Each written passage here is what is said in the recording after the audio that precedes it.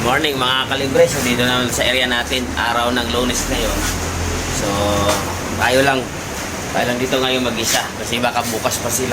So mayroon ka akong ginagawa dito ang FA error ito. So FA error, 23 tayo. So matagal-tagal na rin namin yan nare-repair. So nagawa ko na yan, tapos bumalik sa customer, tapos bumalik din ito uli, nag-FA. So marami na kami chinik dyan. So ilang araw ko na rin tong binabalik-balik, ginagawa yung FA error. Kaya yun mga kalibre, so mahirap talaga mag-repair ng board. Hindi madali hindi madali mag-repair ng board. So yan, TCL FA error. So masiguro matagal, mga 3 days na namin nire-repair yan. Sinusubukan talaga namin na kunin yung error na yon, masolve namin yung error na FA error sa TCL. Dahil yung ibang mga error ng TCL nasolve na namin, yung FA lang talaga. So kaya sa mga nagsasabi dyan na madali lang mag-repair ng board, napakahirap talaga ng repair ng board. Kaya kahit kami matagal na sa larangan ng aircon, nangangapa pa rin ng mga error na bagong dumarating. So yan, TCL. Ito, TCL din ito.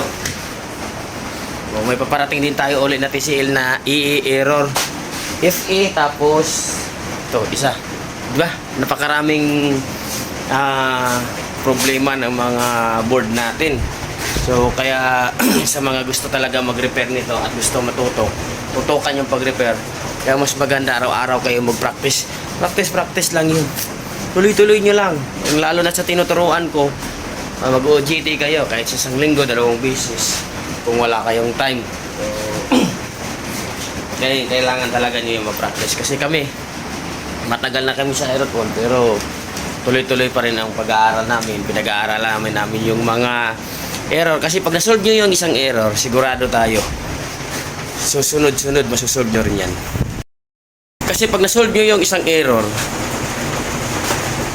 pag may papasok ulit sa inyo ng ganong error, so madali nyo na lang magawa. Sa una lang mahirap yung error na bago, pero sa mga magagaling na electronics yun kasi talagang pinag-aaralan talaga.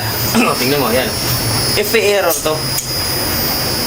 So shout out kay Single Mom at kay Ruby at kay Chacha. So ito na, dali ko na yung FA error. Ano? Tingnan natin, no? Muktok yan, no? Tingnan natin, no? Oh, FA error yan. So una, gumagana, tapos mag-FA error. Kahapon, FA ng FA lang. So yan. Yeah. Isa lang palang problema, isa lang. So dami-dami namin chinik, isa lang palang problema. Yun, ayos. Tuturo natin yan sa susunod na video kung ano yung ni-repair natin sa FA error.